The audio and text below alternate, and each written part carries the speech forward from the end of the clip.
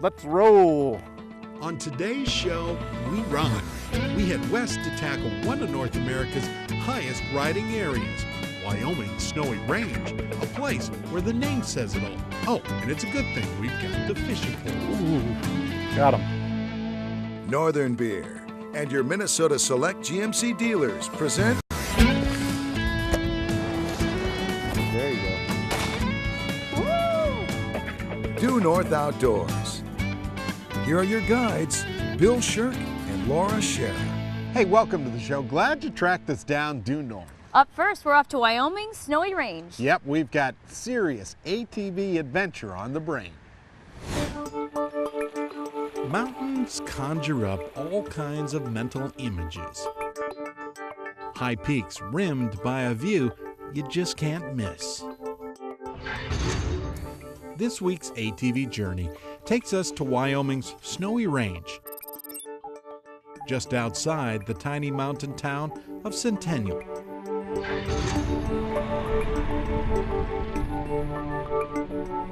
Centennial is one of those quaint cowboy towns that kinda got stuck in time.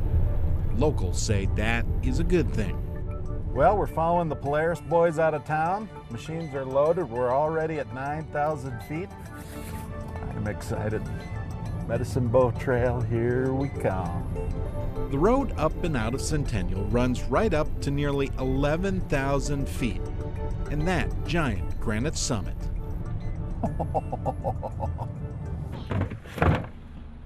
Home base for this ride will be the Brush Creek Trailhead, a pull-in spot not far from the tree line where riders can unload or set up camp. We've planned a day ride, although this trip might be a bit shorter than we planned. Uh-oh. We haven't even left yet. It's starting to look dark off to the west. You have your rain gear? It's on. All right, let's roll.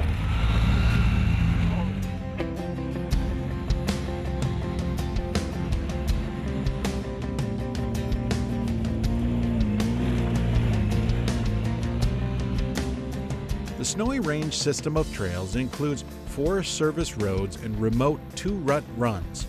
Now, some of the sections allow UTVs, and others, well, they're off limits. But no matter where you ride, this trip's a doozy. It's a very good one. It's a lot of diverse terrain. There's jagged rocks, open meadows, the whole 9 yards. It's really wild.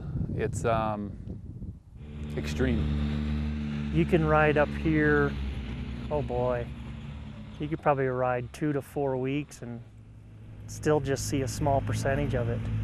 One constant at elevation, water. Lots of it wherever you ride. The mountain runoff funnels through systems of streams and small lakes, and you know what that means. There are rising fish everywhere out there, though. Time to take a break from the ATVs. Be sure to pack fishing gear if you visit. I tie on a favorite fly and chuck a few casts into cold water. Come on, fish. Ooh, got him. There's another one. Check that out. Little rainbow. Thing is, even during hot summer days, weather always seems to be a factor. The only constant is change up in the mountains. Today we showed up and it was 78 degrees and sunny, and then it was 43 degrees and raining. Yeah, it's pretty crazy. I can't believe we didn't get the snow. It plummeted. I mean, we saw about a 30, 40 degree drop in temperature, and it hit deep inside. Exactly why experienced riders always keep a survival kit handy. This is my, hopefully, keep me going in a bad situation box, I guess you'd say. I always carry plenty of straps, set of binoculars. Jed Garrick's survival kit hides in the back of his Razor. You know, it's a just-in-case kit. Flat tire repair kits, first aid kit. He's got water and food too. Now, other things you'll need when you visit, you'll need a Wyoming off-road permit. It's a $15 tag. You'll also need a valid driver's license. Locals suggest a few other things too. Helmets, goggles, boots, and gloves. And again, don't forget that survival kit for when the weather hits. like what you've seen today, it's usually short-lived. So if you just kind of take a break or hunker down for a minute or two, and then you can go again. Still ahead, we uncover one of the Snowy Range's most eerie stories. Due North Outdoors is brought to you by Joe's Sporting Goods, Strike Master, Aluma Trailers, and by Radco.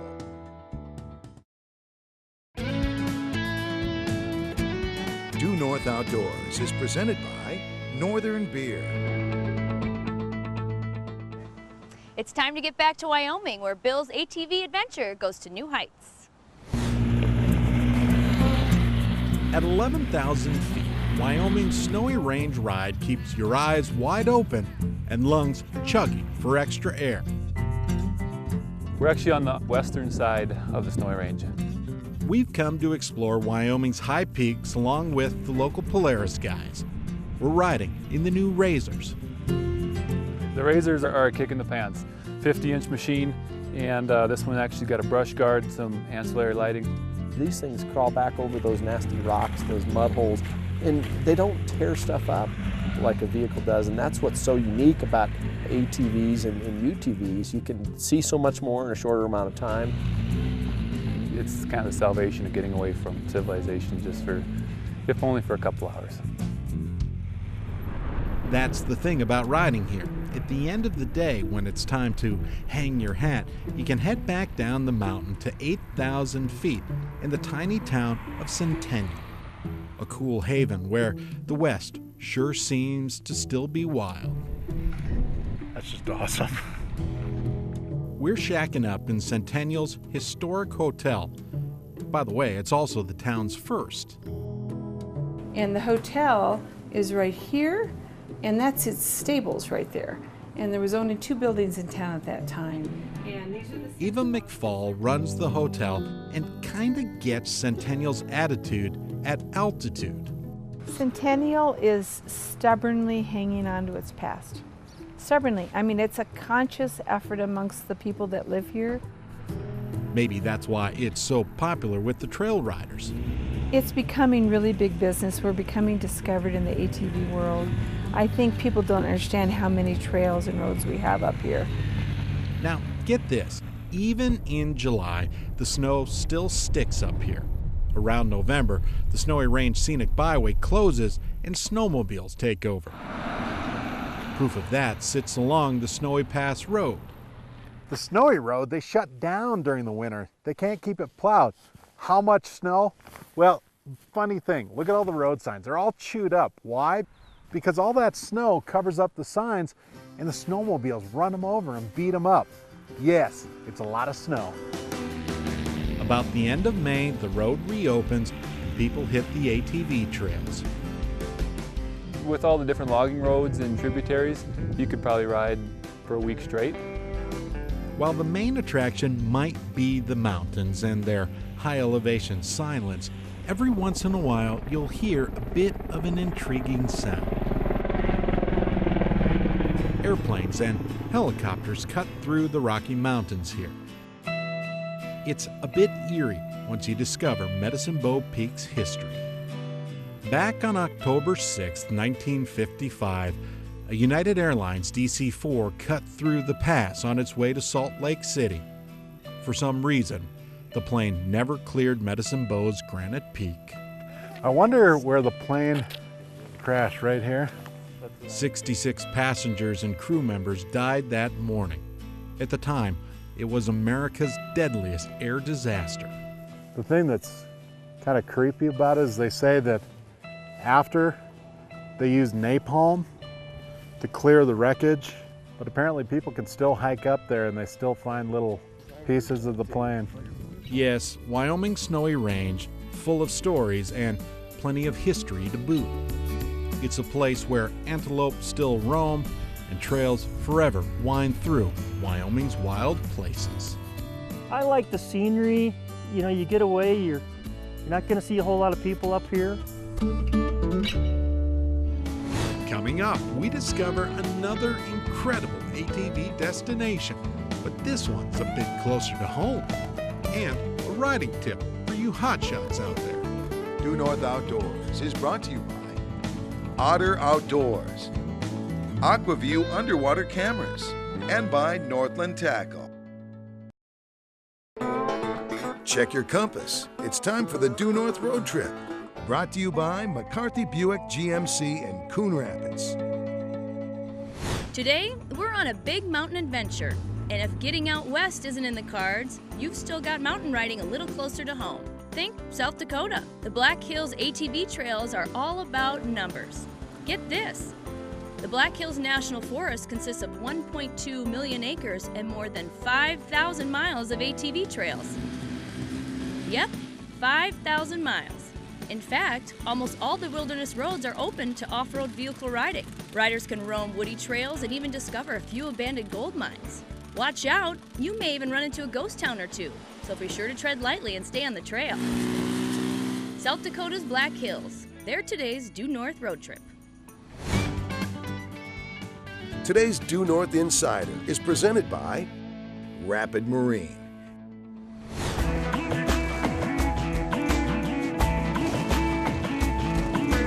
ATV riders take bumps and jumps.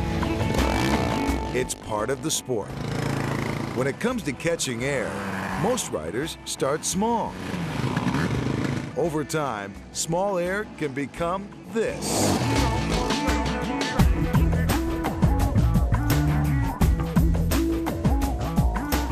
There isn't really a cheat sheet for that. You can't tell somebody exactly what to do and expect them to learn it. It'll only come from years of experience. Yes, big air takes years of practice, but the pros use a few tricks to help them jump safely. Call them airborne defenses. First tip, use a little throttle to get up and over the jump. When you accelerate off the jump, you're also controlling the attitude of the bike in the air too. If you're actually accelerating all the way off, the front end flies high. You can also use the throttle once you're in the air too. If your bike is riding level, a little throttle will bring the front end up even though you're in the air. It's just the torque from the rear end pulling the rear end down. When you're in the air, if you need to bring the front end down, it's just the opposite. Your tires are already spinning, so by grabbing the brake, it tends to bring the front end of the bike down. The other issue is side-to-side motion. If you start getting sideways in the air, first instinct is to turn the handlebars the way that you want to go. It sounds a little corny, but when you hit the steering stops, there's enough momentum where hitting that stop will kind of turn the quad in air.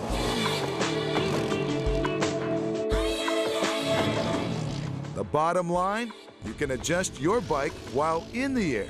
When you're doing it, it's a great feeling because you kind of, you feel like you're in control even though you're in the air. It's almost, it's something that you have to experience to kind of feel for yourself. A few other tips. Start small, work your way up gradually, and always wear proper safety equipment. That way, you'll have the rider's edge next time you catch air. Woo! Perfect. Up next, we head back to Wyoming to meet Hack, an ATV guy who rides in search of Wyoming's wildest fish.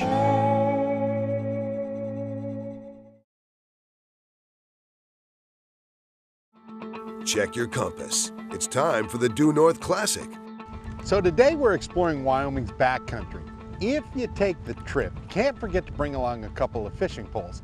And you need to meet a guy named Hack. The view from 10,500 feet is pretty enough in Wyoming's snowy range. Here, a guy can literally ride just about forever. The thing is, what then? Well, the answer lies down the mountain in the small town of Saratoga.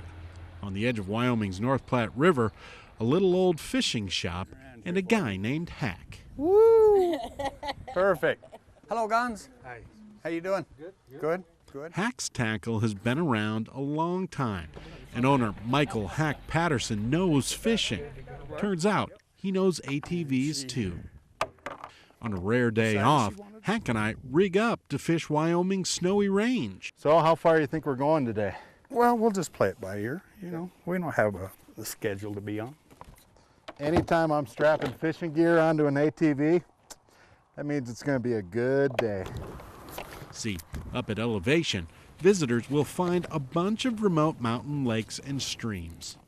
Nirvana for anyone who likes to fish. We're good. But you better own an ATV.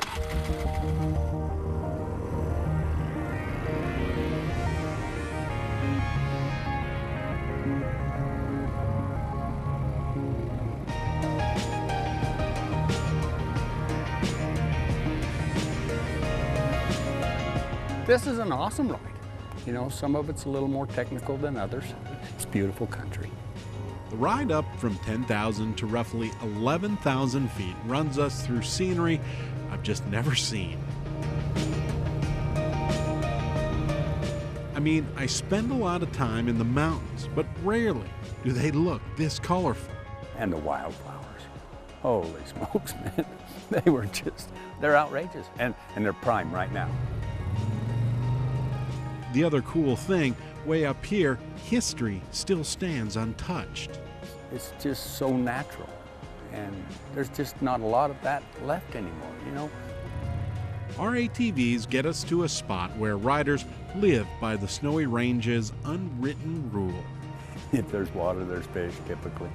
Yep, water up here equals fish. I think I'm just gonna rig up a 3-weight. Make sense? Dang, that's what I brung too. I guess that's what I'll have to use. See, snow sticks year-round, and as it melts, it feeds all these mountain lakes and streams. We want to test out a stream that runs between a couple of lakes just behind Medicine Bow Peak, which, by the way, tops out at 12,000 feet. Ooh. Come out there and took a poke at it and rejected it on me. Our offering, small flies on small fly rods presented to wild mountain fish. There you go. Oh! These little 3-weights are a lot of fun. That's a nice first fish. Every fish in the world would fight like these little brook trout pound for pound. We'd have some dandy fighting fish, wouldn't we? That's actually really good brook trout.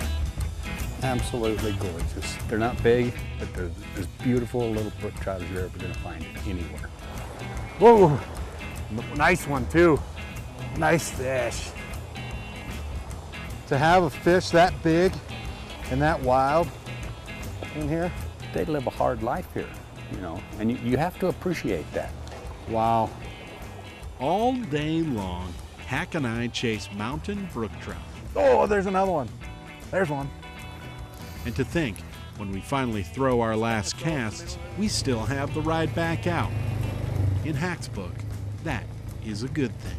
We could spend all summer and fish different water every day. Well, that was quite the adventure. Yeah, the Snowy Range, it's one of my bucket list places. Absolutely love it. Well, you know what time it is? What? It's time to get out of here. Well, let's go. Until next week, remember to introduce someone new to the great outdoors.